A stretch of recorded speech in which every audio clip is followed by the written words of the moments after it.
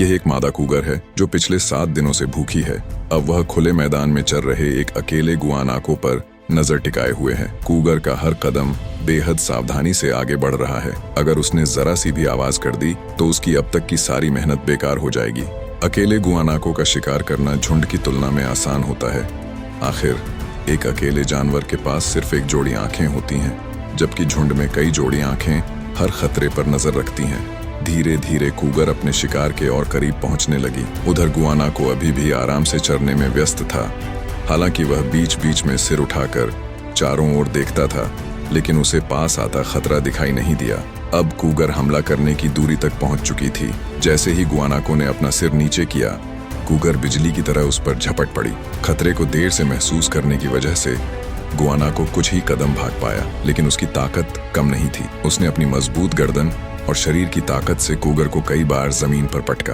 फिर भी कूगर ने हार नहीं मानी। हर बार दूर फेंके जाने के बाद वह फिर उठती और उसका पीछा करने लगती। कूगर जानती थी अगर इस बार वह असफल हुई तो अगला मौका शायद बहुत देर से मिले। 7 दिनों की भूख ने उसके शरीर को कमजोर कर दिया था, लेकिन उसके पास लड़ने की एक और वजह थी। दूर कहीं उसके 2 छोटे बच्चे उसकी वापसी का इंतजार कर रहे थे। इसीलिए गुआनाको की हर कोशिश के बावजूद कूगर ने अपनी पकड़ ढीली नहीं होने दी। कई मिनटों की इस कठिन जंग के बाद गुआनाको की ताकत धीरे धीरे जवाब देने लगी। उसके झटकों में अब पहले जैसी ताकत नहीं बची थी और कूगर ने अपनी पकड़ मजबूती से बनाए रखी। आखिरकार गुआनाको थक कर गिर पड़ा।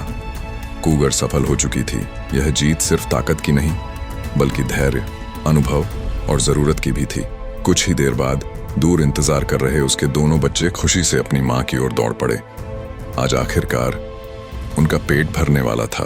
अरमान अपने बच्चों के लिए उससे कहीं ज्यादा लड़ती है, जितना हम कभी सोच भी नहीं सकते। अगर आपको भी अपनी माँ की याद आ गई हो तो कमेंट में सिर्फ माँ जरूर लिखें।